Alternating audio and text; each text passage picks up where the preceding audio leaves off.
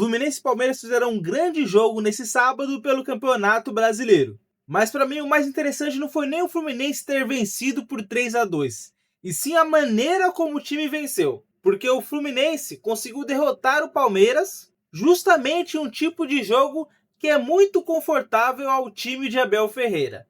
E quem ajuda a explicar esse jogo é justamente o Marcão, treinador do Fluminense. Depois da partida, com uma frase, ele simplesmente resume muito bem esse jogo. A gente estava correndo muito risco os jogos passados, a gente estava dando muita transição, apesar que hoje foi um jogo de transição. E quando a gente olha com um pouquinho mais de atenção, isso começa a fazer bastante sentido. O Palmeiras entrou com Arias, Flaco Lopes, Vitor Roque e Alan, que são jogadores muito propícios a esse jogo de transição. Jogadores rápidos, que podem fazer o pivô e sabem aproveitar os espaços. Então a lógica é simples, recupera a bola, enxerga o espaço e acelera. E o Palmeiras ficou ainda muito mais confortável nesse cenário ao abrir o placar logo no começo do jogo. Aos 9 minutos de partida, o Gustavo Gomes, no cruzamento, já consegue ganhar de cabeça e abrir o placar para o Palmeiras. E a partir daí acontece uma situação que o Palmeiras conhece muito bem, que é onde o adversário precisa atacar.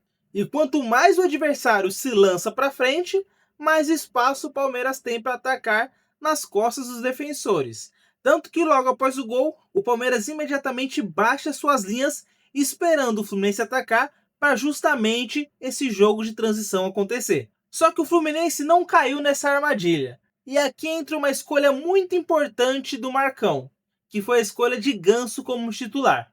E ele mesmo explica o porquê disso. Aí eu comecei com o Paulo realmente por conta disso, porque o Paulo é um cara que controla o jogo, dita o ritmo. Acho que era o momento da nossa equipe fazer isso. Ter um cara que controlasse o jogo, baixasse um pouquinho dessa adrenalina do jogo de transição para um lado para o outro, e o Paulo me entrega isso. Eu acho que foi por isso a minha escolha.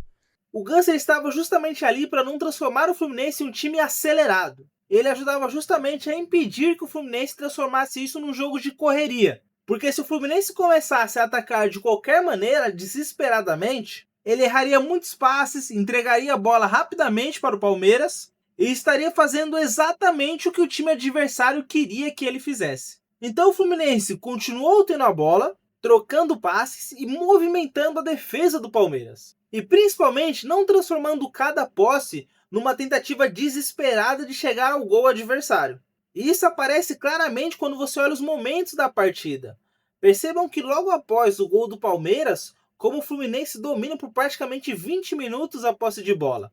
Só que acontece uma coisa muito curiosa, porque quando você tem essa posse de bola, você obriga o adversário a correr atrás.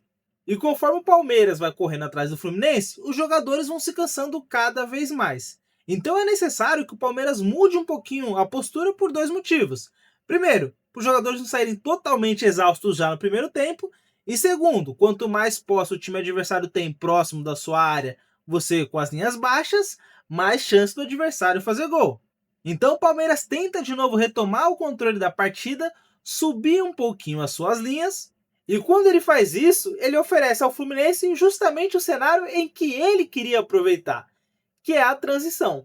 E foi exatamente aí que o Fluminense machucou o Palmeiras. Aos 42 minutos o Fluminense recupera a bola, acelera na transição, aproveitando que o Palmeiras estava desorganizado, consegue chegar à profundidade, e aqui é interessante notar que como o time do Palmeiras está correndo para trás, os zagueiros também estão acompanhando esse movimento em direção à linha de fundo. E aí o cruzamento vem justamente no contrapé, aonde tem espaço, mais para o centro da área. Percebam como o centro da área do Palmeiras está muito despovoado. E o Hulk consegue, no movimento inteligente, cabecear para fazer o gol. Mas, de novo, perceba bem o centro da área do Palmeiras sem ninguém, porque ele vai ser importante mais na frente. Porque é justamente nos minutos finais que o Fluminense consegue criar uma situação bem parecida com essa.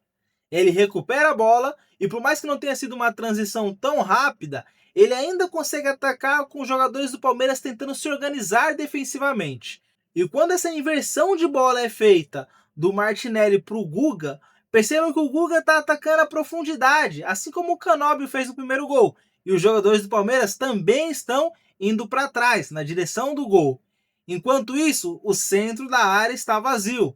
Esse cruzamento vem para trás, no contrapé dos zagueiros, encontrando o Martinelli totalmente livre para cabecear, o Cano desviar e fazer o terceiro gol do Fluminense. E aqui para mim está a grande história desse jogo. O Fluminense ele não precisou abandonar a sua maneira de jogar para vencer o Palmeiras. Ele passou boa parte da partida ainda tentando controlar a posse de bola, saindo jogando de pé em pé mesmo com a pressão do Palmeiras.